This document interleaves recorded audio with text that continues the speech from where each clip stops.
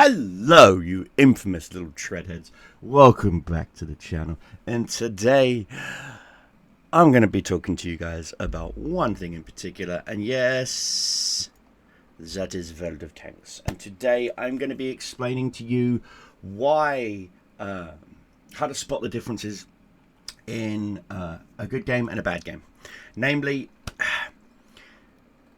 I am very guilty of this. So please bear in mind when I say this, I am guilty of doing this. Okay, this is how I know it is a problem. Now, if you are lucky enough to be on a server in World of Tanks that has multiple server selections, select a server not necessarily based on ping, but based on the players' interactions. Now, what I mean by that is I played a couple of games earlier. As you can see, win, and a win, and a win, and a loss. So 1 loss, 3 wins out of 4 games. I'll take that. Now, how did I achieve such a higher win percentage? And I, before anyone asks, am on the EU1 server.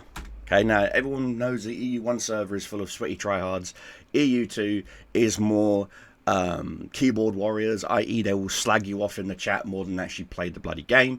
And then EU3 is more of the tourists.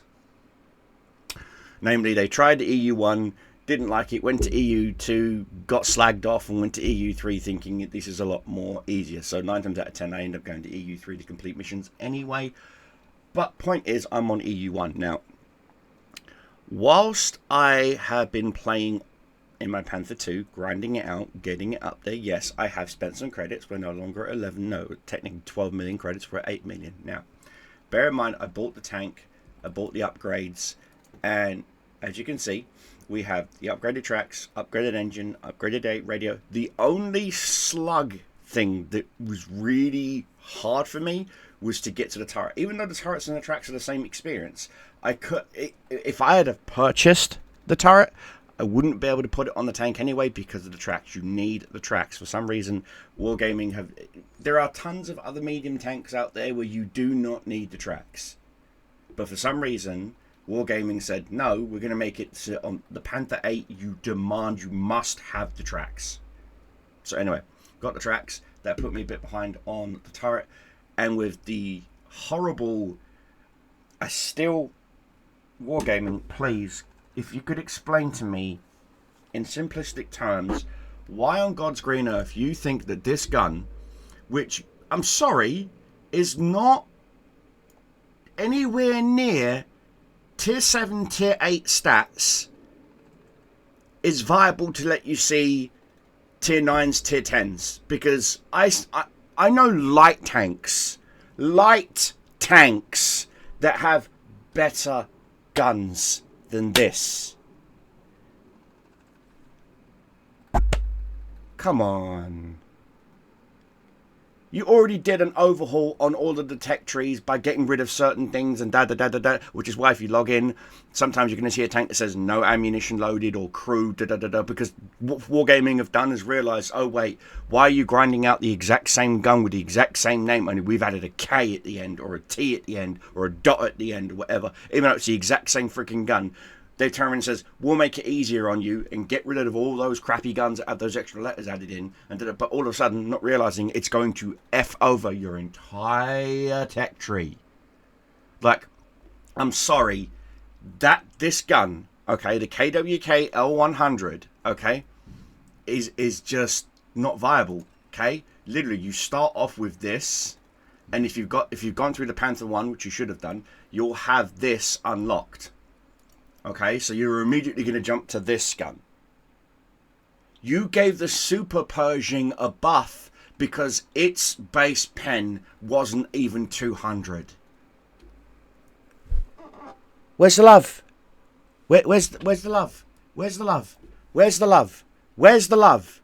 Where is the love? There isn't any. So you're going to have to keep grinding and no word of a lie. I had to bully. I felt bad because I had to bully lower tier tanks in my Panther because I know, and then even then it was a good 80% chance I was even going to bloody pen, even with my premium ammo at 244. Because it's fucking APCR. And tracks that just love to eat APCR, but not high explosive squash head, which is horseshit. It should be the other way around, but Wargaming don't know that because they're feckless, clueless idiots. But hey, you know, is what it is. Anyway, so, and I had to bully them into then now unlocking the 88 gun, this one, the KW-K43, which is supposed to be on the Tiger 1 and the Tiger 2, by the way. And I can even prove it because I have both Tiger 1s and Tiger 2s. Oh look, here's a Tiger 2. Let's take a look at the Tiger 2, shall we? Let's take a look at the Tiger 2. Dude. Oh look. The exact same gun. Oh, but it's called Offs E. What did I just tell you? What did I just tell you about your horse shit of adding excess bollocks to the end of a gun just so that the players can grind it out again? You promised us that you would remove it, but you haven't. Or is this a glaring oversight, Wargaming? Again, the exact same gun. What's the biggest difference here? Oh, that's right, the Alpha. The pen's the same. Aim time, rate of fire, dispersion. In fact, the dispersion's worse. The aim time is longer on the medium than it is the heavy. Make that make sense. And the Alpha is different, but they're the exact same gun.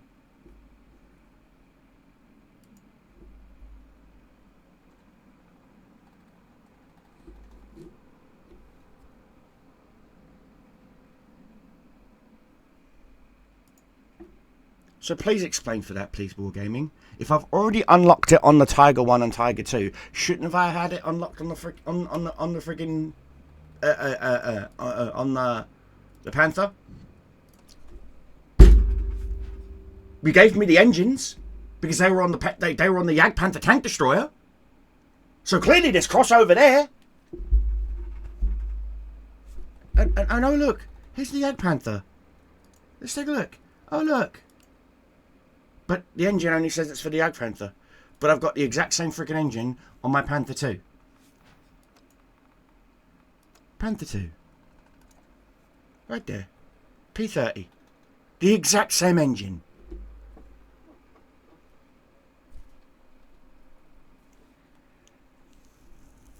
Are you starting to understand how annoying it is to grind down the classic tech tree lines? And that's what these are.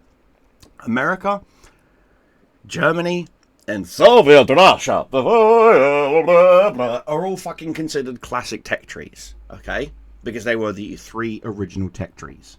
Then they added England, then they added France, French scummy cunts, and then they added other nations. Now, this is the thing. You've clearly added lesser known countries like China that had nothing but freaking literally bought tanks from every other allied nation. They bought tanks from England, from Russia, from America, and you've added them. You just painted them a really shit color green and given them a Chinese sticker on the side.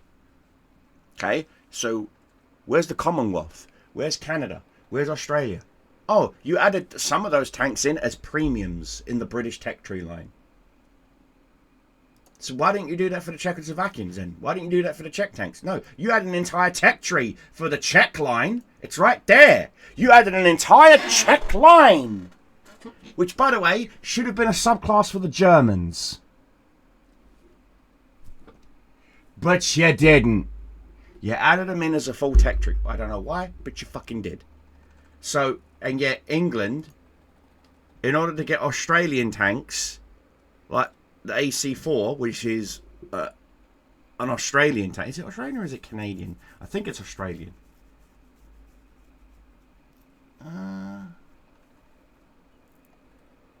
It's either Australian or Canadian. I want to say it's the penis tank. It's Australian. That's an Australian tank. Okay, so clearly, and Australia did design their own tanks. Canada did design the Grizzly. That's in the American tech tree. Let's go take a look at that. America. Where's the RAM? Where's the RAM? Oh, you've removed it. Dun, dun, dun. There's no RAM. There's no RAM 2. Wait, if there's a RAM 2, that means there was a RAM 1 then. Oh, that's right. And a Grizzly. You know, the Canadian Sherman. You know, the one Sherman that's in the game that I don't fucking have. Hint, friggity hint. But my point still stands. Why have you added in other countries' tanks, like, as an afterthought or as a premium add-on for one of the core basic, but you didn't do that for the Czechs. You literally said, no, fuck it, let's add an entire line. Why? Because, oh look, Soviet tank, German,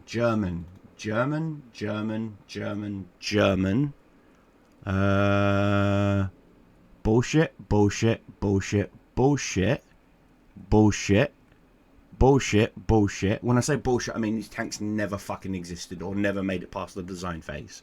Okay. VGS 55, I believe a prototype was made. If memory serves.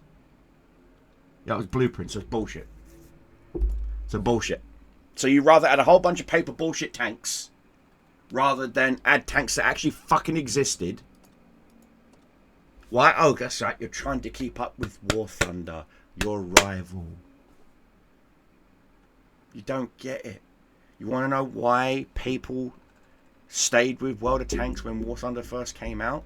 It had nothing to do with the fact that War Thunder has no hit point bars. That's their shtick. That's their thing. It has to do with the fact that you guys were true to your word. But that doesn't mean anything to you anymore, does it, Wargaming? Sorry. No. I'm waiting on a work email. But the point is, had a good game. Back to the player base. Apart from that whole rant. Now, I had a really good game, and I got to give props to let me go back to my pants. I got to give props to one of the guys. I believe it was my second game I played. It was this one with a Kunitz Panzer. Where is he? This guy. I got to give props to this dude. Reason why I'm giving props to this dude is because we actually worked as a team. He realized I had the shit gun, the really fast firing low alpha gun, and he just kept telling me, track him. Just track him, dude, just track him. And that's all I was doing. Boop, boop, boop, boop, boop, track, and he would go bop. No, that's the just all. Him. And I would track him and he would whack him. And we knocked out their French light tank. I even got a kamikaze. Right there. I even got a kamikaze because I rammed the AMX tank. Well, yeah, it was the AMX 105. I rammed that friggin' thing. Do you see? Kept it. So it's just going to say tracks, right? It was tracks. And I went for the tracks on this guy, but I got his loader instead. Yeah, see? Like I said, that's all I was doing.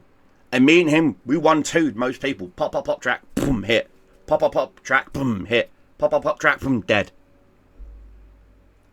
And we even had a Scorpion G with us that was just pop, pop, pop, pop, pop, pop, pop. And it was glorious. We wiped out like 3 of their mediums, 1 of their tank destroyers, their light tank. We owned one entire freaking side of the flank on Pearl River. It's the one on the left with all the rocky hills and whatnot. And they had an enemy Kapitz Panzer. Was it a crappy? Yeah, it was a Kapitz Panzer. Where is he? This guy. He, smart man, stayed in the middle. Are they in the same clan? I think they're in the same clan. Well, no, he got destroyed by him. But the point was, okay, their Kapitz Panzer guy was very smart, stayed in the middle, and was using the buildings for cover from us.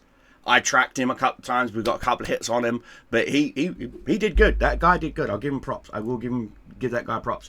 But I'm going to give props. Yeah, like I said, I died too. You know, is what it is.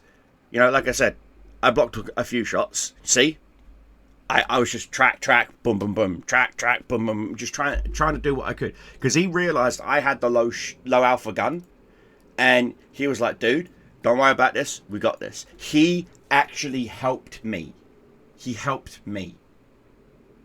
And I add him to my friends list. And point is, you can And in a game after that, I believe it was on Glacier.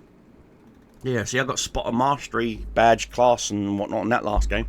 Was it Glacier? That's Mannerheim Line. That's Pearl River. Was it Glacier? No, it was Mannerheim Line. In this one, I had to kill this light tank. Like I said, bullying, as you can see, bullying lower tier tanks, I had to. We won this by the skin of our teeth because our RE actually started listening to me when I was telling I was dead. And I said to him, focus down that T-44-100. He's out in the open and he's base defending. He's literally slaughtering our heavies as they're coming up with the help of that AT-15. So, as you can see, with 5 kills, he was just obliterating our heavies, trying to go up from that stupid little ice crest. And Artie was like, you're right, let's do this.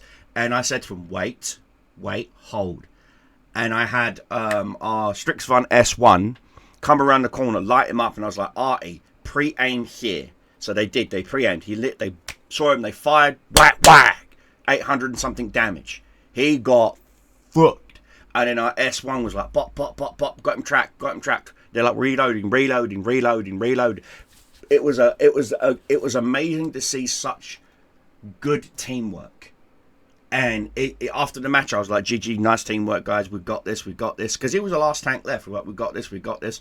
And yeah, he did get, I believe it was our Object 2-7. Yeah, he killed our Object fucking 7 kills. He was just having an amazing game. Good luck to you, brother. And it was just a fun moment.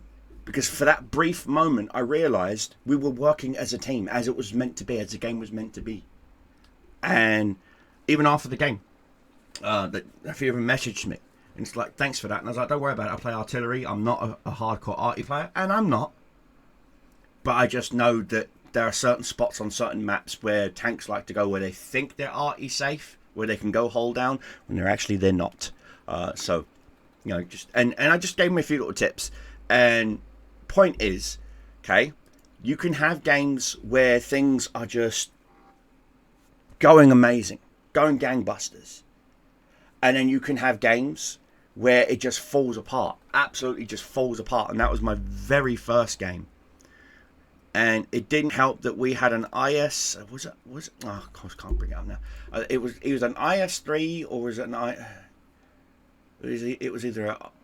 Wasn't IS? Was it IS-2 or IS-3? It was one of the. It was a Soviet heavy tank that was just staying at the base, and he was our only heavy tank, and the enemy heavy tank was just wiping the floor with us. And we were like, we need your help, we need your gun. And just didn't respond. He just stayed there, staring off in one specific spot for the entire game. Even when he was getting shot in the arse by a light tank, he just remained there, spot. And he was there because he was typing to us in Cyrillic. I don't speak Cyrillic. I don't speak chicken scratch. But the point was, he just got annoying. And so this video is mostly going to be me telling you, you're going to have bad days. You are. You're going to have bad games. You are. But you're also going to have good games. You're going to have good days. You're going to have amazing days. And yes, today is Sunday. Today is Father's Day. So happy Father's Day to all you dads out there.